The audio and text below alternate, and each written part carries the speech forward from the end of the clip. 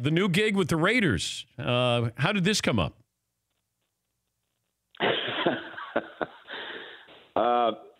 I was at a hockey game one night, and Mr. Davis, Mark Davis, and I were chatting, and he said, "Say, would you like to do some broadcasting with us?" And in the evening, and had a cold one, and I said, "Well, sure, we'll talk about it." And I thought maybe, Dan, that they wanted me to do some of the preseason television work on the not the regular season games, but before the season started. I didn't think much about it. And then Mr. Bedane called, Mark Bedane. He was the president of the team.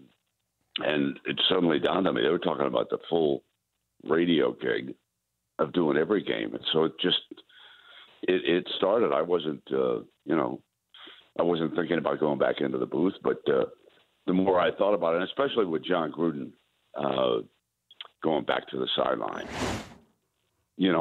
Dick Vermeil worked with me for years before he went back, and I stayed close with Dick through the years, and it's always a great story, and I'm always amused when people say, the game has passed him by. I don't think so. So anyway, that's how it came about. What are your expectations for the Raiders, like in the short term, long term with Gruden? Well, short term, they've got their hands full. Okay, they're going to have on the 53-man roster. I was working on it last night, and I see 25. It could be even up to 30 new faces from a year ago. Wow. And I went back and I looked at some games. I was kind of curious as to how they had played. So I went back and I looked at some games from a year ago.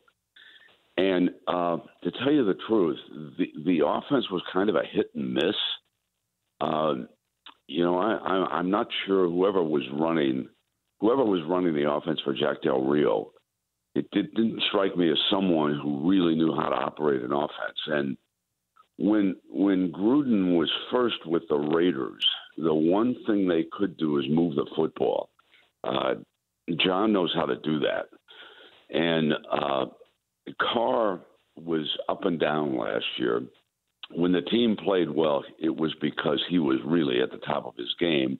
And when they played poorly, to tell you the truth, that's when he threw most of his interceptions and turned it over.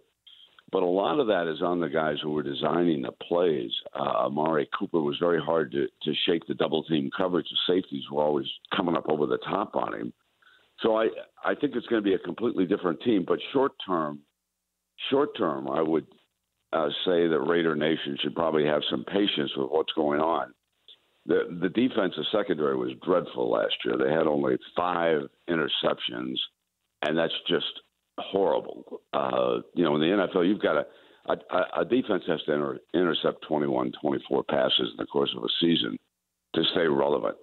Long term, I would think they're going to do very, very well. And the one thing that Gruden did that Vermeil didn't do is Gruden came in and tore that roster up right away. Dick was a different kind of a coach. And then when he lost Trent Green, of course, it looked like it was going to be dreadful for him with the Rams. And along came somebody by the name of Kurt Warner, who had been discovered by Charlie Armey when he was throwing the ball around the European Football League. So I would say, listen, Gruden's he's a very good coach. In fact, Vermeil called me. This is kind of a cute story because the writers wanted to talk to Dick about the hiring of Gruden, and one of the writers said, "Can you believe that they're paying him $10 million a year?" And Vermeil fires back, "It's about time." For more Dan Patrick Show, tune to Audience Channel 239 on DirecTV or download the Dan Patrick Show app.